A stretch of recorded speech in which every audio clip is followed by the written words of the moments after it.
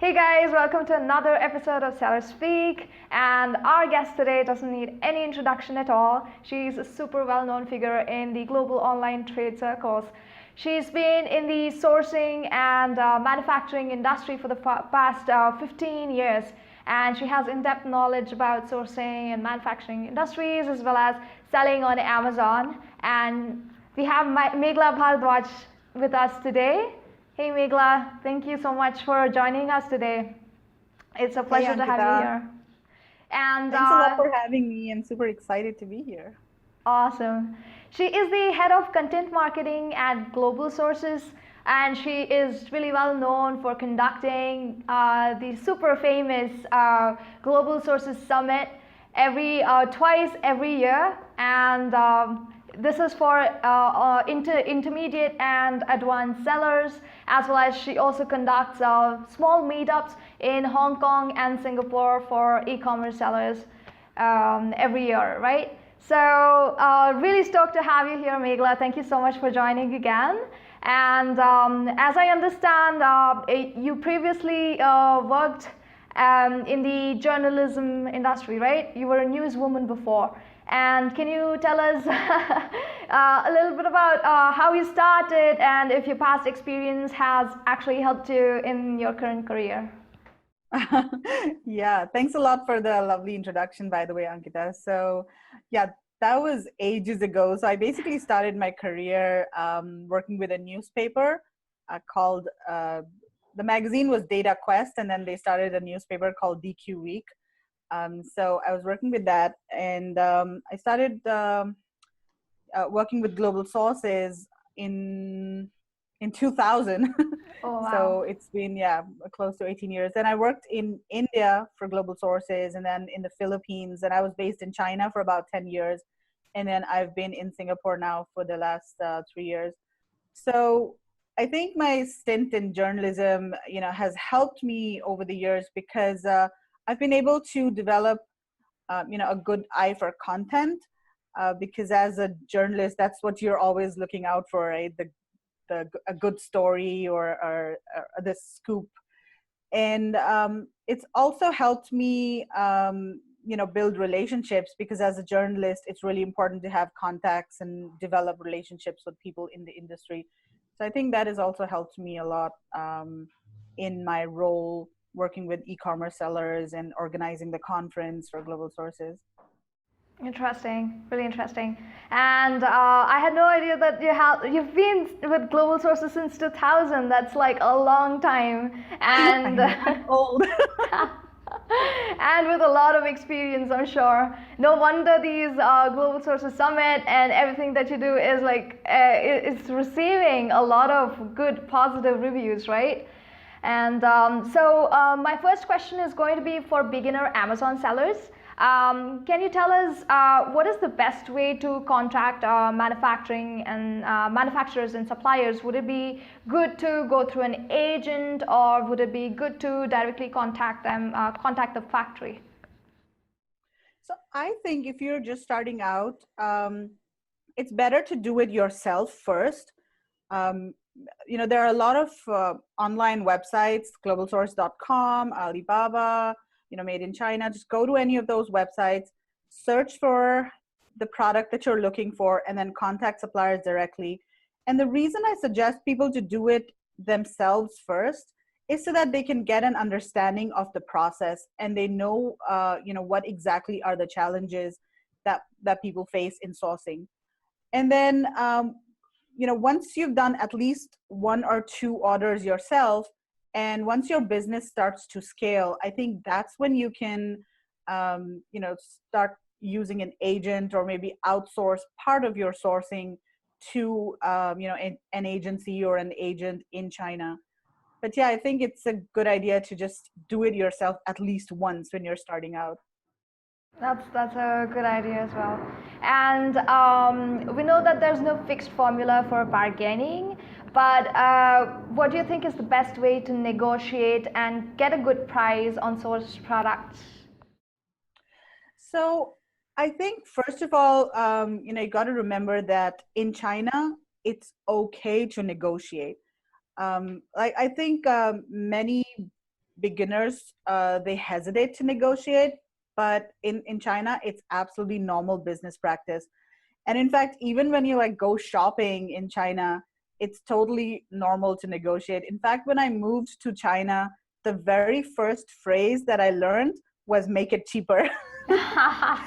That's what my colleagues taught me, you know, like you go out and so always say piani dian, which means make it cheaper. So it's totally normal to negotiate. And then suppliers expect you to negotiate, actually. You know, if you're not negotiating, you're leaving money on the table. And suppliers always have this buffer built into the price because they're expecting, you know, buyers to negotiate. And, you know, what's the worst thing that can happen? They will say no, right? So I feel that there's no harm in trying to negotiate. So always do try to negotiate with your supplier. And then, but you also have to be careful not to just blindly go for the lowest price, because in China, you really get what you pay for. So if you go for the lowest price without considering all of the other factors, then you might end up getting really low quality products. Because in China, cheap price is equal to cheap quality, because the supplier might try to cut corners in order to meet the low price that, you know, you have negotiated with the supplier. So don't negotiate for you know, really very low, ridiculously low prices, but you know, definitely try to go as low as you know, you think you can without affecting the quality of the product. And then another thing to remember is that price is not the only thing that you can negotiate. There are so many other things. For example, you can negotiate payment terms. And this is, of course, more applicable as your business grows. So if you're increasing your order volume, for example, you're in a position to negotiate, you know, the payment terms. And this is really important for e-commerce sellers, because cash flow is just you know, very critical in this business, because you always need to have money to be able to invest in, you know, inventory, or pay your salaries, or pay your you know, software tools, you know, the bills, monthly bills. So most suppliers, the payment terms for most suppliers are 30/70, which means that you pay 30% when you place the order, and then 70% just before shipment. So once you know, start ordering in volume, and you also build trust with your supplier, and you place repeat orders with them, you might be able to you know, even do like 100% on shipment. That is, of course, suppliers won't easily agree to that, but you know, that's definitely a possibility for bigger buyers and people who you know, suppliers trust. They can surely do that. And then the other thing that you can do is negotiate for net 15 or net 30 payment terms. So what that means is that you can give the payment to the supplier 15 or 30 days after the shipment has been you know, sent. And again, that happens when you know, the supplier really trusts you that they're not going to lose the payment, because it is an investment for the supplier as well, right? They have to pay their material suppliers, their laborers and everything. So it is not an easy decision for suppliers, but it definitely does happen. So yeah, payment terms. And then you can also negotiate freight costs. I don't think many people really do this, but you know, you can talk to your freight forwarder and try to negotiate pricing or even shipping terms. And you know, you can shop around and ask for quotes from different freight forwarders, and you know, try to play one against each other. And then another thing that you can negotiate for is packaging and labeling.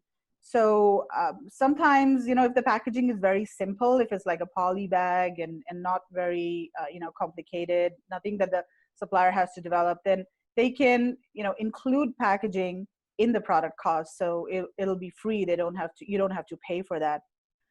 You can also you know, if you're shipping directly to Amazon, then you need to add all of the Amazon's shipping labels, right? So sometimes suppliers will do that for free as well. And that will save you money, because if you get Amazon to do it, then you have to pay them. Or if you ship your products to, let's say, a warehouse in the US, then you have to pay the warehouse to do all of the labeling. So this is something that can be easily done in China. And increasingly, we are seeing more and more suppliers, they understand the process of how to do the labels, where to place the labels. I think maybe, a year or two ago, there were fewer suppliers who really understood Amazon's requirements. But now, most suppliers, they know the requirements. So it's very easy for them to do that. The other thing that you can do is when you're ordering samples, then you can ask the supplier to credit the cost of that sample to your order when you're placing orders. So usually the sample cost is very high. If the product is for, like $2 or $3, even then you can end up paying like $30, $40 for the sample cost. And the reason the sample is very high is because suppliers want to, limit the sale of samples to, just people looking to buy one piece, right, from China. So they want to make sure that they're giving samples to serious buyers. So that's the reason sample costs are high. But if you place an order with a supplier, you can always tell them to credit that cost back to you in the main order, right? Let's see what else. Oh yeah, another thing to remember is that sometimes face-to-face negotiations are much better than just negotiating over email or on the phone. But of course, it doesn't always work that way, because you're not going to visit China or the factory every time you place an order. So what some people do is that they will visit trade shows in April or October, and at the same time, they will visit their factory as well. And that's the time they will talk to maybe their existing supplier or new suppliers, and they will try to, negotiate terms or pricing with the suppliers face to face at that time. So yeah, and then email, of course, has its advantages and disadvantages. Some emails can be very impersonal, and it's difficult sometimes for the other person to get a sense of, the tone that you're using in the email. So just pick up the phone, right? I mean, I think that it's better to communicate. If you can't visit the factory, then, phone is also better than email. Yeah, and then I think one important thing in China is guanxi, like the concept of guanxi, which basically means building good relationships for the purposes of business. And so it's very common for suppliers in China to give you better terms or prioritize your orders if you have good guanxi with them. So when you're visiting them face to face, that's a great way to build guanxi. You have a meal with them, share your story, hear their story, and just kind of build that relationship outside of a business. You can bring a small gift for them or their kids, or something like that. So I think in the long term, building a good relationship with your supplier can also help with negotiations. Yeah, yeah, that was actually very informative. I learned so much from this. So I have like a couple of follow-up questions. So the first one would be, it was very interesting to understand that negotiations or bargaining for a cheaper price can always have an impact on product quality, right? So I was always under the assumption that you hit a certain price. I mean, you bargained really hard and you hit a certain price, and then it won't really have any impact, such a great impact on product quality. But that's actually good to know that the suppliers might push off some lower, inferior quality products just because they couldn't really hold up the their end of the thing. So what do you think would be the best way to understand where to stop, and what would be the best way to strike a balance between price and product quality in this case? Okay. Yeah, I think that's a great question. So the first thing that you need to do is try to get a benchmark of the price of the product that you're sourcing. So what you would do for that is get quotes from multiple suppliers. And that will give you an idea of what the average price of that product should be. You know, some suppliers will quote you very high prices, and you need to, and some suppliers will quote very low. So there will be kind of outliers, and then you got to investigate that a little bit, to ensure that the supplier really understood your requirements, or why were the prices so high or so low. But apart from those outliers, in general, you'll get a kind of a price range that's let's say in the $1 or $2 range. Like the difference would be a couple of dollars. It wouldn't be that high, like the quotes that you get from different suppliers. And so yeah, I mean, that once you get an idea of the price range for your product, then you can kind of work backwards, and also get an understanding of what kind of materials and components go into the product, and then kind of get an understanding of how much the product would cost. Maybe that's a little too advanced for someone who's just starting out, but bigger buyers typically do that. They look at the bill of materials and they kind of get an estimated cost of the product. But if you're just starting out, then just get a reference price from different suppliers, and then negotiate down, and then see how low the supplier will go, and then just take it from there.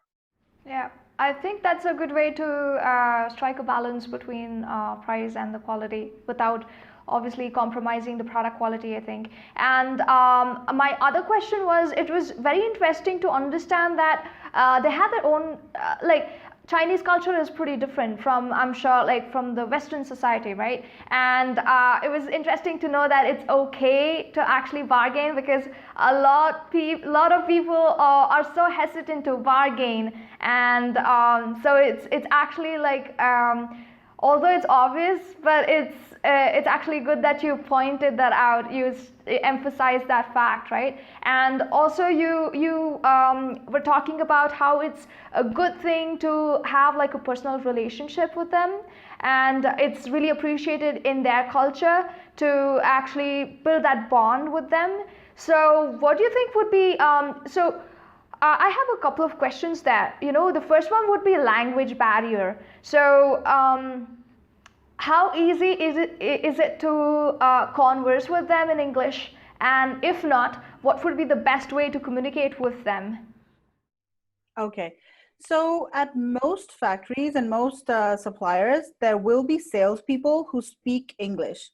And so these are the people you'll be communicating with most as a buyer. These are the people that you will contact first via an online supplier directory. Or if you attend the trade show, these are the people that will be at the booth, and you'll basically talk to them. Their English is usually conversational. I mean, for some people, their English is better than others, of course, but usually the English is like conversational, of course, not as fluent as maybe a native English speaker. So, but they will understand, the key terms that are related to sourcing and the specific product as well. However, you have to keep in mind that English is not their native language. So you have to speak to them in very simple sentences, and speak very clearly. Sometimes speak slowly as well, so that it's easier for them to understand, your accent as well. And then when you're communicating to them via email, it's always a good thing to, again, keep your sentences short, keep your emails simple. Don't talk about too many things in one email. As much as possible, write in bullet points, for example. And then when you write an email to them, follow up with a phone call, and go over the items that you mentioned in the email to make sure that they understood everything clearly, right? That's one way to make sure that to improve communication. right? And then sometimes you might want to talk to the person in charge of the production line. So usually the people working on the assembly line don't speak English at all, usually, or it's very limited. And so if you want to visit the factory and talk to, maybe the R&D person or the person managing the assembly line, you could take a translator with you. However, if you're attending trade shows, it's usually not required to take a translator. Got it, got it. That's actually quite interesting, because that's probably one of the first questions everybody has, how am I going to talk to them, and how do I make sure that I'm actually reaching out to them clearly, and are they understanding me? So that actually helps. And coming back to product quality, so let's say that you go, let's say that you go to the factory, and then or probably you have a conversation with the supplier, and you've done the initial investigation, and you're happy with the product quality, and you've started shipping the first batch. So how do you ensure that the same product quality remains, and it's not compromised over the years? How does one do that? Okay, so I think there are many ways to do it, but there are 4 things that are absolutely critical. So first of all, you've got to make sure that you select the right supplier. And by right supplier, I mean the supplier that's right for you, because each buyer is different. They're sourcing for different countries. They're sourcing, they have, their businesses are at different levels. Some are just starting out. They don't understand the product really well. However, some buyers may have sourcing offices or sourcing agents in China as well. So you got to make sure that the supplier that you're sourcing from, number one, has experience exporting to your country, because each country's requirements are different. And then number 2, you have to make sure that they can meet all of the certifications and the safety requirements of your product for your specific country. And then you also need to make sure that the supplier is the right size. So for example, if you're just starting out, don't go to a supplier that is really big, because you will be a very small fish for them, right? They will not prioritize your orders. So it's better to go to maybe a mid-size kind of factory where your orders, they will be able to cater to your specific needs. And then there are other things like location. So make sure that you're going to the correct location when you're sourcing specific products. So for example, if you're sourcing electronics, then Shenzhen or the Pearl River Delta area of China, that's where all of the electronic suppliers are located. So you want to make sure that you go there, because you'll get better prices. There are more suppliers for that product, so you can play one supplier against the other. And then the supply chain is more developed in that area. Similarly, if you're sourcing for plastic products, for example, then Zhejiang province, there are some cities there like Ningbo, that specialize in these plastic products. So make sure you go there. So you should have an idea of the production center of the product that you're sourcing. And then the other thing is that if your product requires some, if there are certain requirements that you have for your product, for example, you need a certain kind of coating or a finishing or a dye, just make sure that the supplier has the capability to, meet your specific needs. So I think, yeah, that's the first thing, select the right supplier, and half your troubles will be gone. Then the second thing that you need to do is improve communication. Most problems that happen when sourcing from China are because of miscommunication. Most suppliers are in business to make money, and they want to earn money the right way. I mean, they're not out to cheat you or scam you. Of course, there are some bad artists out there who want to scam you, but by and large, most suppliers don't. They want to earn like a, an honest living. So most problems happen because the buyer was not clear about their specific requirements, and the supplier just assumed that the buyer needed, whatever. So don't leave any gaps. Don't let the supplier assume anything.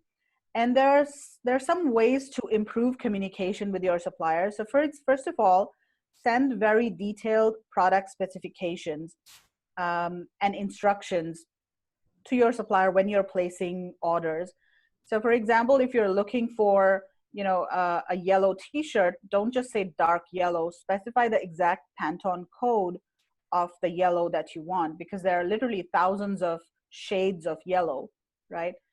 And then another thing is, keep emails really short and simple, like we just discussed. That also really helps. Use WeChat to communicate with suppliers. It's a very fast and efficient way to communicate with them. However, when you're giving them product specifications, then don't use WeChat. You need to use a checklist, like create one product specification checklist where all of your requirements are listed. And that's the only document that suppliers will refer to when they want to know what specifications you're looking for. So that's number 2, improve communication. And then number 3 is you need to give very detailed product specifications. Just like the example that I just gave, the product, the color, for example, the thickness of the material that you want, what type of fabric you want. You need to specify, the specific weight of the fabric that you want if you're manufacturing garments, for example. And then after you've created this product specifications sheet, then go over each and every point on the sheet with the supplier one by one, and make sure that they understand each and every requirement, and that they agree that they can meet those requirements. And then it's also common to maybe have a manager at the factory sign the product specifications worksheet, and that way you can hold them to it later if there is an issue with the quality of the product, right? So that's number 3, very detailed product specifications. And then number 4 is always do a pre-shipment inspection. This is just so important. It costs a couple of $100s, sometimes even less. And it takes about half a day, but it can save you so much trouble later on, because once the products are out of China, and especially if they're going directly to Amazon, then you're not going to know about any quality problems, but your customers are going to tell you, and then that's of course not good for your business on Amazon. So those are the 4 very, very important things that I think every buyer should definitely do. And then there are other things like, for example, you can tell your suppliers early on that you will be conducting inspections. And when they know that, then they will be a little more careful about cutting corners, or they'll be more they'll make sure that they're meeting your requirements, because they know that if the inspection fails, then they'll have to rework all of the products. And then another thing you can do is tie your payments to the inspection. So you can pay 30% in advance, and then the rest of the payment is paid only if the pre-shipment inspection is done, right? And so that way, at least if there are problems found in the pre-shipment inspection, and for some reason you don't want to accept the order, you're only losing your 30% advance. Yep. Another thing that you can do is just tell suppliers to keep you informed. Encourage them to ask you questions, and every week, for example, just set up a call with the supplier and talk to them, and make sure that there are no problems. And then another thing that some buyers do is they give the factory a golden sample. So this is a product that has been developed before mass production of the product starts. And then, this is the product that's kind of your perfect or ideal product. And you tell them that, all the production should be as close as possible to this golden sample. And then this golden sample is also given to the QC inspectors who come from the inspection companies, and then that's what they use for checking doing the inspection as well. Got it, got it. It was actually quite informative checklist that everybody has to have when they reach out to the suppliers for sure. And it's good to know that they can rely completely on inspection and tie payment to the inspection, just to make sure that the product quality is always delivered. So I would say I'll be deflecting the topic a little bit. I would like to talk about how you had a great opportunity to talk to one of the humanoids in in the Global Sources Mobile Electronics Show in 2015. And we've seen like a big trend of AI taking over now. Now that Sophia has got like she's become first robot citizen. I'd like to understand what are your thoughts on this? Do you think AI has the capacity to impact e-commerce in a big way in the coming years? What do you think about that? Yeah, definitely. So first of all, those interviews, that was just amazing. So it was not one, there are actually two interviews. I interviewed two robots and their creator as well. So that was really fantastic. Yeah, I think AI has just so much potential in e-commerce, and we're already seeing, virtual assistants such as Alexa and Siri and Google. They're basically, helping with not only e-commerce, but other aspects as well. And gradually, I think increasingly, e-commerce will also be, a key application for these virtual assistants. And then I think e-commerce chatbots, that's another fast growing application that we're seeing for, in e-commerce. And a lot of people are using chatbots for lead generation, for example. They're also using chatbots at the end of the sales funnel, for abandoned cart, to convert people who have abandoned products in their cart. And also to, deliver more personalized content and product selections to users. So chatbots can really be used for that. You can ask users, questions about their preferences, about which colors they prefer, and you can really segment users and offer them personalized content in a way that's has not been possible with email or other marketing channels. And then there are other ways of using chatbots. For example, some people are using, in the fashion industry, returns are a very big problem because, and most returns are because of sizing issues. The person either ordered a size too small or a size too big. So there are chatbots that people are using to determine the ideal size a person should order, whether it's shoes or apparel. And then that can help reduce, returns of your products as well. So yeah, I think there's just so much potential for AI in e-commerce, and it's a really exciting, topic for the industry. Oh, that's amazing, and it's also very exciting that you spoke to two humanoids. And can you briefly explain how was your whole experience with like talking to robots? And yeah, it was so cool because the questions that we were asking them, they were just spontaneous questions. And then literally the robots are, they're just responding spontaneously. It wasn't really, programmed or anything like that.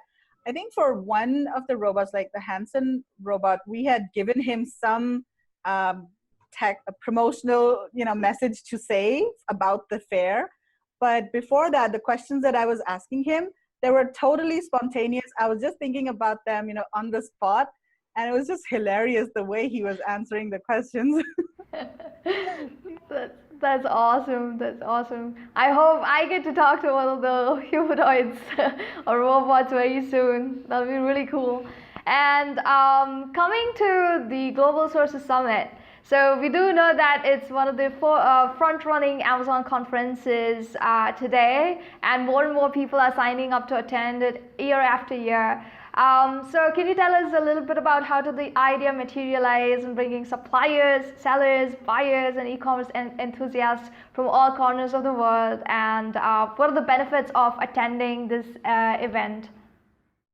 Okay, sure. So, Global Sources, we host sourcing exhibitions in Hong Kong every April and October. And the exhibitions are basically for people who are looking to source products from China, right? The exhibitors are manufacturers from China and also other countries in Asia, India, Thailand. And then the attendees of the exhibitions, they are importers, distributors, wholesalers, retailers, anybody who's looking to source products from China. So as a company, Global Sources has been in this business for over 45 years. Like, we were established in 1971. And at that time, we started with printed sourcing catalogs. And then we launched our website, and then, of course, our trade shows. So traditionally, most of the buyers attending our trade shows or using our website were, these retailers, distributors who were sourcing products from China. But about 3 to 4 years ago, we saw an increasing number of e-commerce sellers and Amazon sellers sourcing products from China and coming to our shows. And that's when we thought that we need some, specific initiatives to engage with this community and to educate them on how to source, because we realized that a lot of these sellers were very new to sourcing and importing as a business. And then we also wanted to, increase awareness of Global Sources among this community of sellers.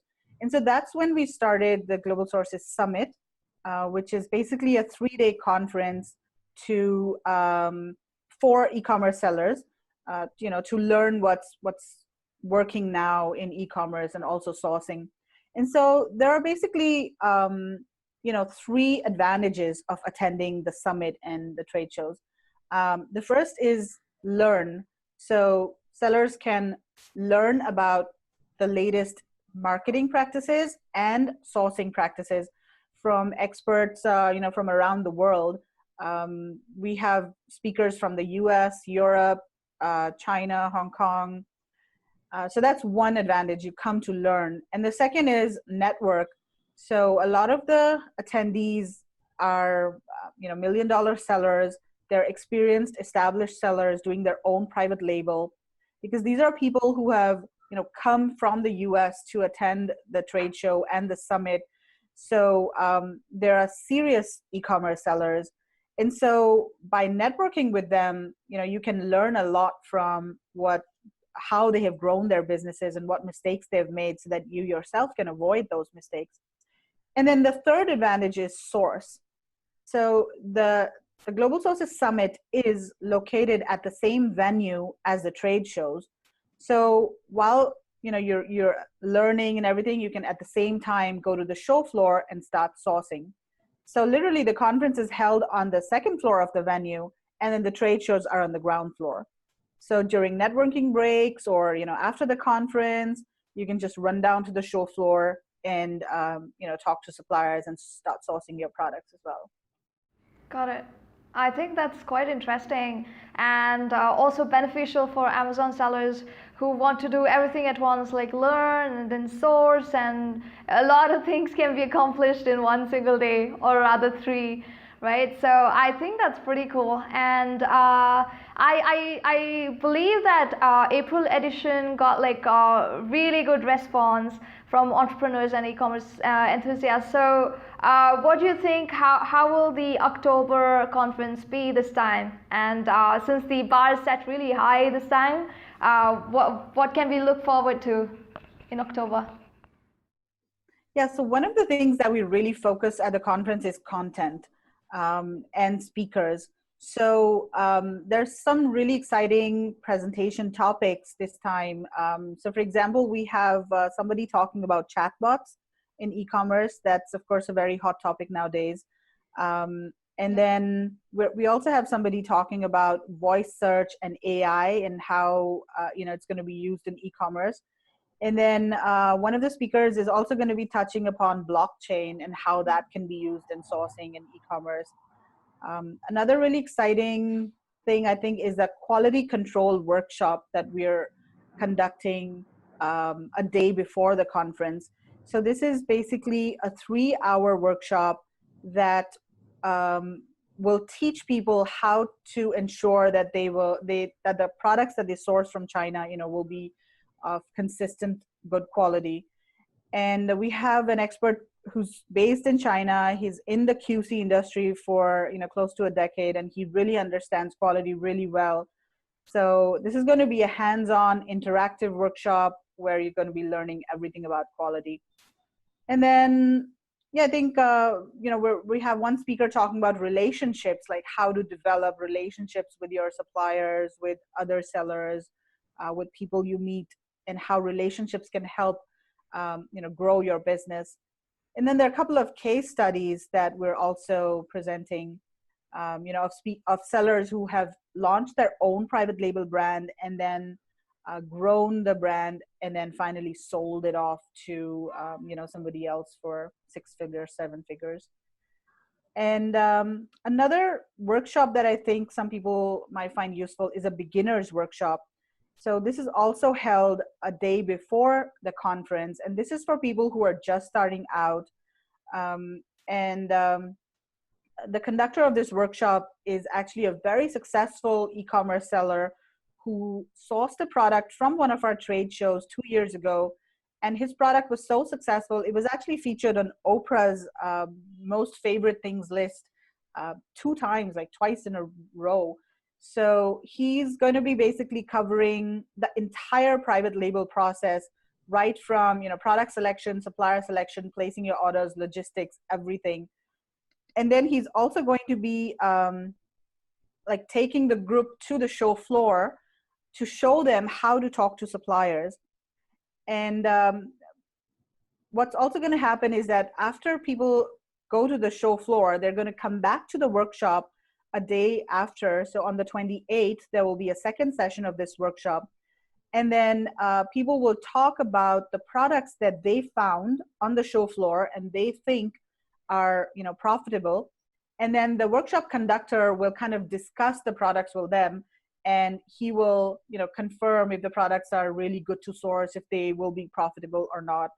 And so I think that kind of product roundtable would be very useful for people just starting out, because product selection is a thing that I think most people just get stuck at product selection. So yeah, I think the content is pretty good this time. I'm excited about that. And then the speakers. So we have a lot of well-known speakers like Kevin King, Cynthia Stein, Franz Jordan, Andy Slamans, Liran Hirschkorn.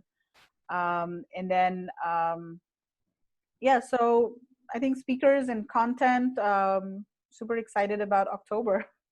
Yeah, it sounds very interesting, and I love how the fact that it's so diverse. You're touch basing on every topic that's necessary, that's essential to run a very successful Amazon business, like from sourcing to even building good relationships. That's something that I haven't come across a lot. It's really I'm super excited for it, and thank you so much, Meghla. It was so interesting. Like, I learned a lot. I'm sure like the audience also will have a lot to take away from your talk.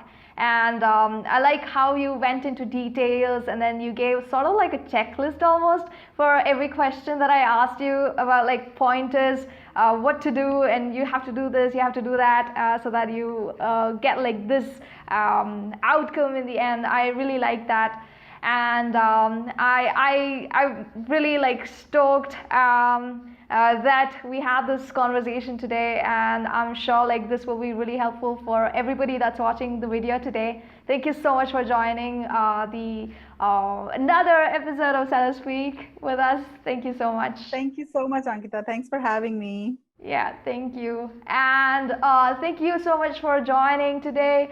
And do subscribe to our YouTube channel and Facebook. And do go to our website, SellerApp.com, and sign up for a free 7-day trial. Thank you so much. And goodbye.